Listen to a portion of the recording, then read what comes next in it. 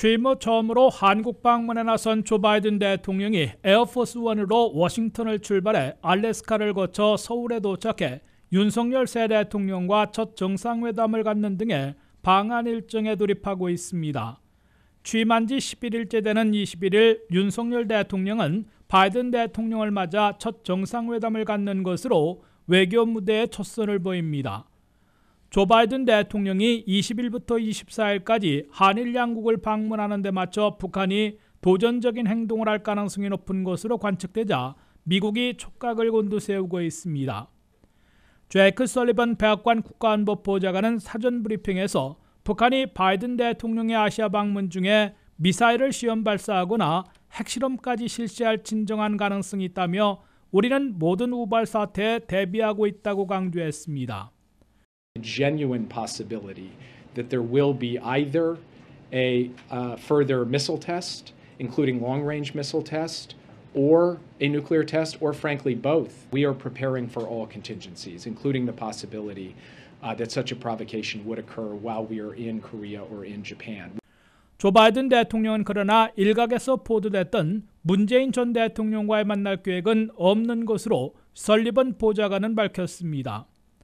바이든 대통령은 이번 방안에서 퇴임한 지 열흘여밖에 되지 않은 문재인 전 대통령을 만날 가능성이 제기되면서 대북 특사로 파견하는데 한미 양국 정부가 조율한 것 아니냐는 관측까지 나왔으나 일단 이번에는 이루어지지 않을 것으로 나타났습니다.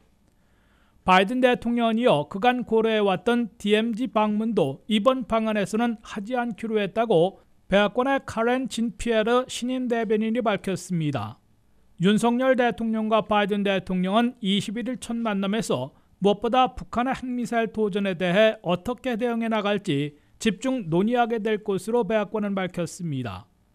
북한의 코로나 감염 사태가 최근 갑자기 악화됨에 따라 코로나 백신과 치료제, 마스크와 검사 키트 등을 한국이 직접 지원하거나 한미양국이 직접 또는 유엔을 통한 지원에 나설지도 협의하게 될 것으로 예상됩니다.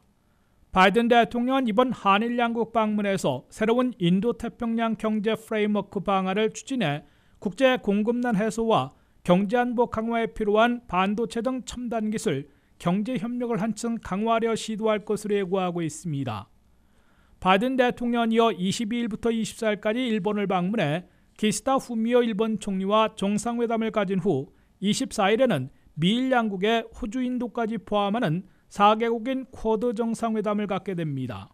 이번 쿼드 정상회담을 통해 미국은 우크라이나 지원에 주력하고 있으나 아시아 중시 정책의 변함이 없음을 부각시키는 동시에 중국 견제반도 한층 강화하려는 것으로 해석됩니다. 미국은 쿼드 4개국에 한국과 뉴질랜드, 이스라엘 등을 포함하는 쿼드 플러스로 확대한다는 계획도 갖고 있습니다. WKTV 뉴스 안면택입니다.